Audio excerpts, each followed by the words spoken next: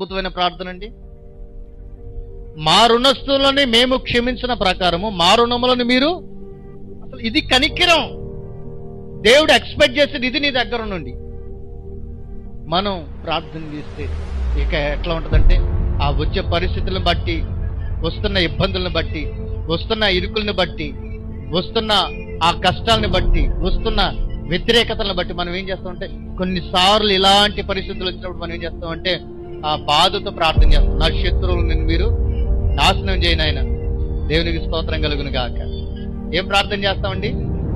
నా శత్రువుల్ని నాశనం చేయండి అయ్యా, నా శత్రువులు రాకుండా చేయండి నాయన, అగ్నితో కాల్చిన ఆయన, మల మార్చిన ఆయన, ఆ డీప్ ఫ్రై చేయను ఆయన అని ప్రార్థన చేస్తాం. దేవునికి స్తోత్రం. పగ తీర్చుకోవడం నీ పని కాదురా నాయన, నువ్వు ప్రార్థన చేయకపోయినా నేను చేస్తాను, కాకపోతే నువ్వేం చేయాలంటే కనికరం కలిగిన మనసు కలిగి ఉండని అంటాడు. దేవునికి స్తోత్రం.